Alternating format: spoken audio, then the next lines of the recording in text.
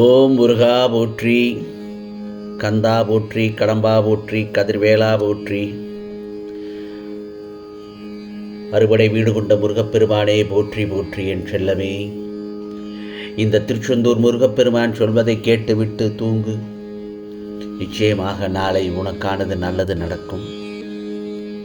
ஆம் செல்லமே, அனைத்து வளங்களும் உன்னை வந்து சேரும் காலம் நெருங்கி வந்து விட்டது. உனக்கான நேரங்கள் தொலைவில் இல்லை, நாளை விடியலில் இருக்கிறது. அது உன்னை தேடி வந்து கொண்டு இருக்கிறது. சீக்கிரமாகவே உன் இல்லத்தில் உன் குடும்ப நண்பர்கள், உன் உறவினர்கள் எல்லோரும் உன்னை தேடி ஓடி வருவார்கள். உன்னுடைய பிள்ளைகளின் நலம் விரைவில் சீராகும்.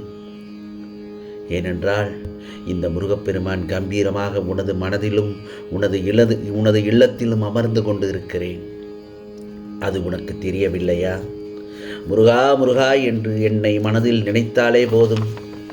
தினமும் என்னை பூஜித்தால்தான் நான் உன்னை நினைப்பேனா? இல்லைதானே? இங்கே சற்று யோசித்து பார்த்து சொல். நீ இன்று இருப்பதை விட இதற்கு முன்பு பல வேதனைகள், மனக்கசப்புக்கள், உறவுகளுடன் சண்டைகள், ஆசையாய் வாங்கியது உன்னை விட்டு போனது என எத்தனை நிம்மதியை இழந்திருந்தாய். ஏன், அன்றாட வாழ்க்கையை கூட நடத்துவதற்கு நீ பட்ட கஷ்டங்கள் போதும், இந்த வாழ்க்கையே போதும் என்று அழுது புலம்பினதை மறந்து விட்டாயா? அனைத்தும் இந்த முருகப்பெருமான் நான் அறிவேன். இன்று நீ எப்படி இருக்கிறாய் என்று தினமும் முருகா முருகா என்று என்னை வழிபட்டாய் அல்லவா? மனதார நினைத்தாள் அல்லவா? அதனால்தான் நான் உன்னிடத்தில் வந்து சேர்ந்து விட்டேன்.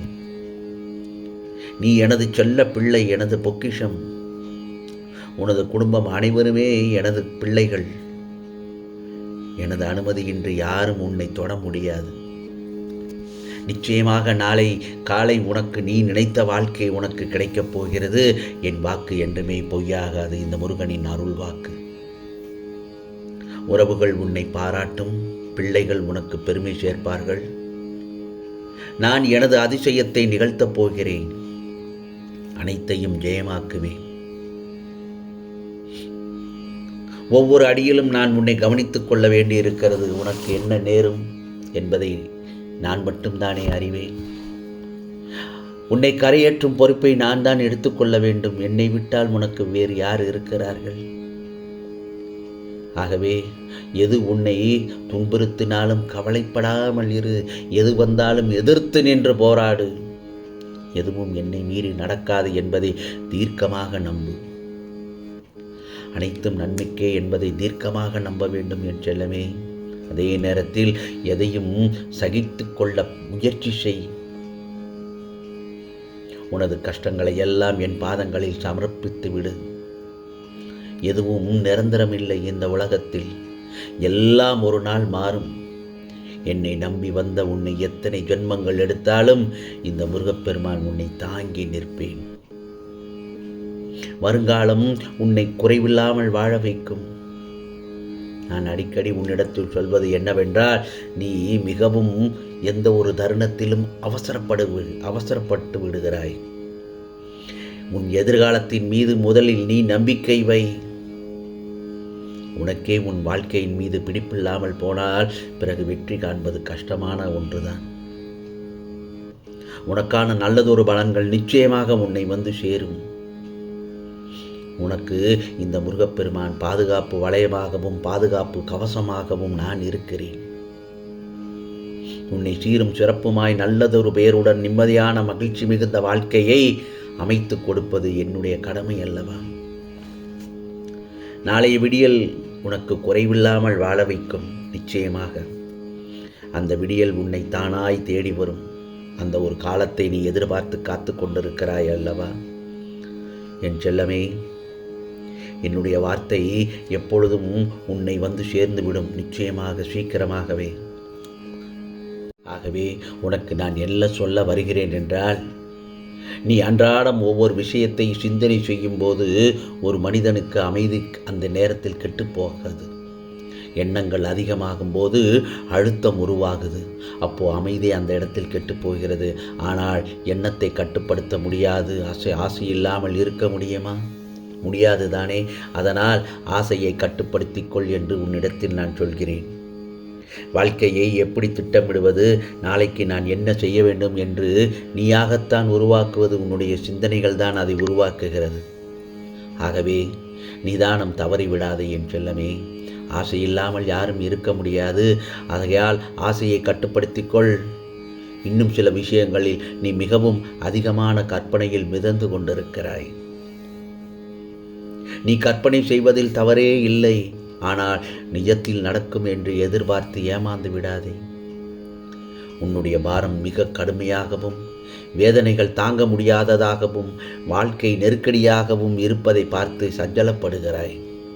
அப்படித்தானே? யார் இந்த காலத்தில் உதவுவார்கள் என்று நீயே உன் கையை விரித்து கலக்கம் கொண்டிருக்கிறாய். துக்கமும் துயரமும் இப்போது உன்னை அழுத்தி கொண்டு உள்ளது. ஆனால் இதிலிருந்து எப்படி வெளியே வர முயற்சி செய்யப் போகிறாய் என்று புலம்பி தவிக்கிறாய். முதலில் முருகா முருகா என்று என் நாமத்தை சொல்லிக்கொண்டே இரு. என்னை நோக்கி எழுந்து வந்து உன்னுடைய வேலை, நீ எதிர்பார்த்த காரியம், உன் பிரச்சனைக்கு தீர்வு, வியாதியிலிருந்து விடுபடுதல், பிரிந்தவரை நினைத்து வருந்திய உன் உள்ளத்தில் அந்த உறவு சேரும் நிலை எல்லாம் இந்த முருகப்பெருமானின் கையில்தான் உள்ளது. நடக்கப் போகிறது எல்லாம் நன்மையாக இருக்கும் என்பதில் சந்தேகமே இல்லை. முதலில் உன் மனதை பக்குவப்படுத்து. மனதை அமைதியாக்கு, ஒருநிலைப்படுத்து. எதுவும் உன்னை விட்டு முழுவதுமாக போகவில்லை. அதைவிட இந்த முருகப்பெருமான் சிறப்பாக தரப்போகிறேன். உன்னுடைய பிரார்த்தனையாலே நான் மனம் நெகிழ்ந்து மெய் சிலிர்த்து விட்டேன்.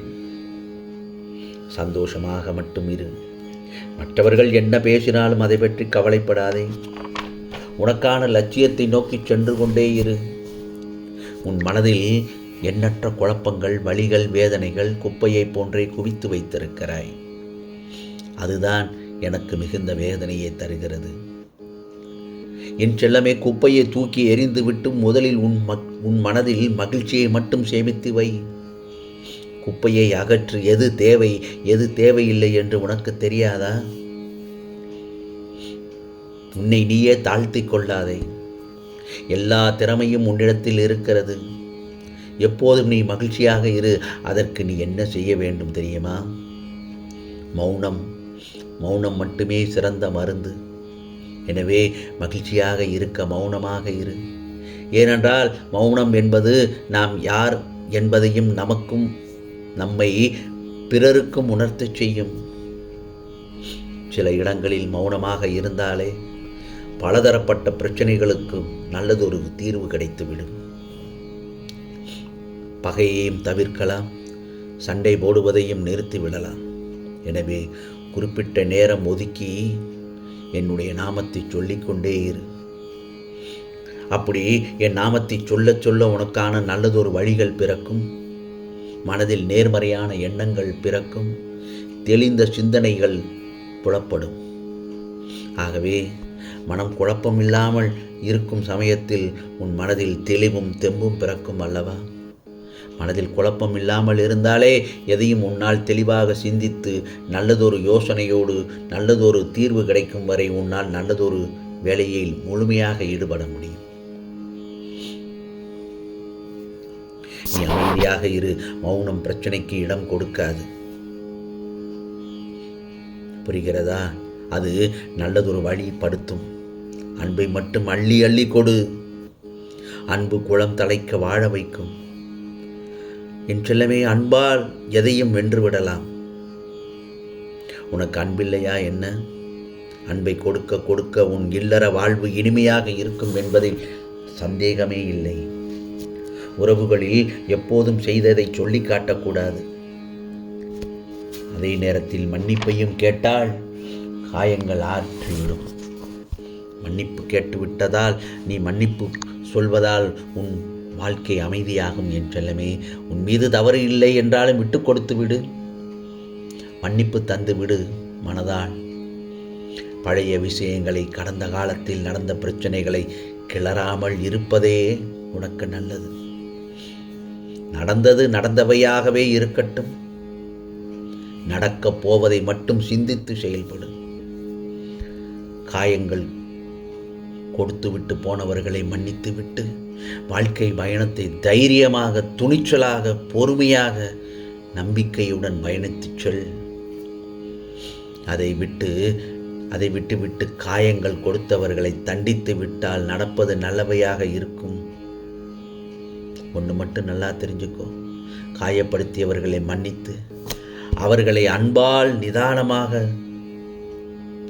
திருத்து. அன்பால் அனைத்தும் வெற்றியாக நடக்கும்.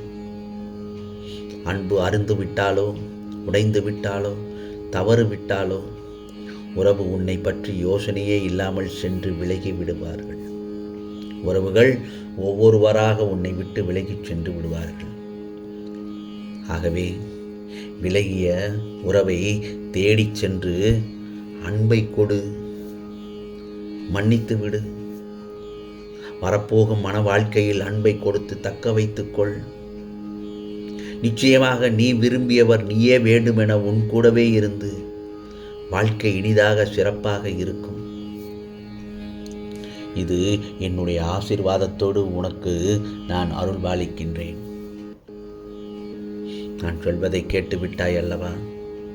நிம்மதியாக கண் உறங்கு என் செல்லமே. நிச்சயமாக நாளை விடியலில் உன் வாழ்வில் நல்லதொரு மாற்றத்தை உண்டாக்குவேன்.